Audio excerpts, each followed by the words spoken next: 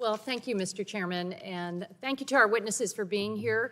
I want to start by expressing my appreciation for the Inspectors General, the GAO, all that you do to ensure that our agencies are implementing federal laws effectively and that they are allocating federal funds responsibly.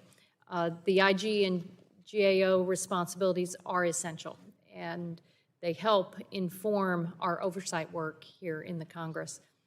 We're here today to review the implementation of 3 historic laws championed by congressional Democrats and President Biden: the Inflation Reduction Act, the Bipartisan Infrastructure Law, otherwise known as the Infrastructure Investment and Jobs Act, and the CHIPS and Science Act. These laws make vital investments in improving the lives of our neighbors, bringing good-paying jobs to our communities, putting money back into people's pockets, and ensuring that we live up to our moral obligation to provide clean air, clean water, and a healthy planet for our children to inherit. Back home in Tampa and St. Pete, my neighbors and small businesses are already benefiting from the critical new investments to provide safer streets, clean up polluted Superfund sites, reconnect communities, spur needed housing, and train workers to take advantage of all of the new opportunities. And this is just the start.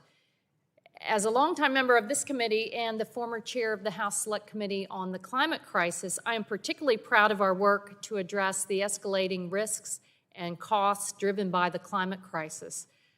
We did a lot of great work to unleash American clean energy that is cheaper, to reduce pollution, and to ensure that it's American companies and American workers that are leading the way. These landmark achievements will make tangible progress on some of our greatest challenges. We should all be rooting for their success and the agency experts administering them. I regret that's not the tone from the majority. They have described these important programs as a frivolous spending spree, to which I remind everyone that the Inflation Reduction Act was paid for and actually will decrease the deficit by approximately $300 billion.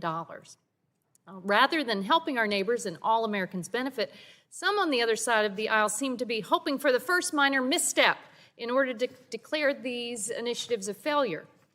I understand that most of our Republican House colleagues voted against these landmark laws.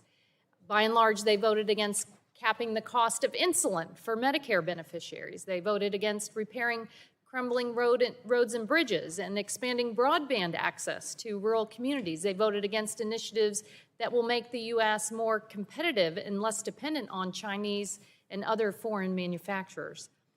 And Republicans voted against the oversight mechanisms that are built into these new laws, including additional funding for relevant offices of inspectors general. In fact, House Republicans are dedicating Congress's time this week to pass a bill that outright repeals major provisions of the Inflation Reduction Act, provisions that save our neighbors back home money at a time that they really need it. The Polluters Over People Act would roll back key clean energy investments and pave the way for polluters to rake in profits at the expense of the health of the American people.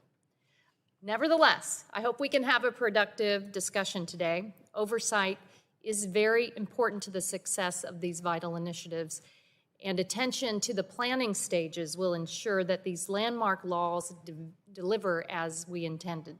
So I look forward to hearing from today's witnesses and the work ahead. Thank you, Mr. Chairman, and I yield back.